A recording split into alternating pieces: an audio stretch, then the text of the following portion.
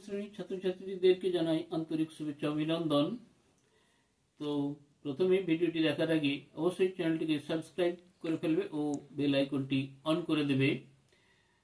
আজকে থার্ড সাবমেটিভ ইভ্যালুয়েশনের পরিবেশ ও বিজ্ঞান থেকে বেশ কিছু গুরুত্বপূর্ণ এমসিকিউ ও শর্ট প্রশ্ন নিয়ে এসেছি। শুরু করে ফেলি। স্বাভাবিক বায়ুর চাপে গলনাঙ্কের অস্তিত্ব নেই। আয়োডিনের, খাদ্য লবণের, কর্পূরের, মোমের। অ্যান্সার হচ্ছে কর্পূরের। কর্পূরের গলনাঙ্কের অস্তিত্ব নেই। একটি স্বপ্রভ বস্তু হলো বাল্ব, চাঁদ, আয়না, বই। বাল্ব স্বপ্রভ বস্তু। বাল্বের ফিলামেন্ট তৈরি হয় যে ধাতু দিয়ে, তা হলো নাইক্রোম, টাংস্টেন, তামা, নিকেল। অ্যান্সার হবে টাংস্টেন। বাল্বের ফিলামেন্ট তৈরি হয় টাংস্টেন ধাতু দিয়ে। একটি পরিবেশ বান্ধব শক্তির উৎস হল কয়লা, বায়ু, ডিজেল, খনিজ তেল। অ্যান্সার বায়ু। যে খাদ্য উপাদানের অভাবে রক্তাল্পতা হয় তা আয়োডিন, ভিটামিন এ, তামা, লোহা। সঠিক অ্যান্সার লোহা। পত্রজমূল দেখা যায় যে গাছে? পাথরকুচি, কেয়া, গজপিপুল, আম। অ্যান্সার পাথরকুচি। কুইনাইন পাওয়া যায় যে গাছ থেকে? তা হলো সর্পগন্ধা, সিনকোনা, তুলসী, বাসক, সিনকোনা। মিনামাটা রোগটির জন্য দায়ী হলো ক্যাডমিয়াম, আর্সেনিক, পারদ, সীসা। অ্যান্সার পারদ। মিনামাটা রোগের জন্য দায়ী পারদ।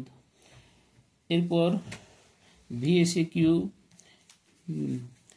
একটি বাক্যে উত্তর লিখতে হবে। যেমন কোন আলোকরশ্মি প্রতিফলকের উপর লম্বভাবে আপতিত হলে প্রতিফলন কোণের মান কত হবে?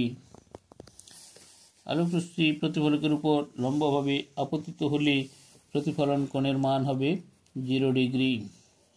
চুম্বকের আকর্ষণ বল কোথায় সবচেয়ে বেশি? চুম্বকের আকর্ষণ বল মেরু অঞ্চলে সবচেয়ে বেশি। পরমাণুর সবচেয়ে হালকা কণা কোনটি? পরমাণুর সবচেয়ে হালকা কণা হলো ইলেকট্রন। চায়ে কোন অ্যাসিড থাকে? চায়ে থাকে ট্যানিক অ্যাসিড। কোন ভিটামিনের অভাবে মাড়ি ফোলে ও রক্ত পড়ে? Answer vitamin C. কলাপাতায় কি ধরনের শিরাবিন্যাস দেখা যায়? অ্যান্সার কলাপাতায় সমান্তরাল শিরাবিন্যাস দেখা যায়। কোয়ালা ভালুকের প্রধান খাদ্য কি? কোয়ালা ভালুকের প্রধান খাদ্য হলো ইউক্যালিপটাস গাছের পাতা।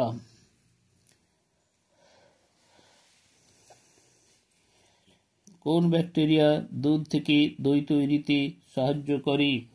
অ্যান্সার হচ্ছে ল্যাক্টোব্যাসিলাস। ল্যাক্টোব্যাসিলাস ব্যাকটেরিয়া দুধ থেকে দই তৈরিতে সাহায্য করে।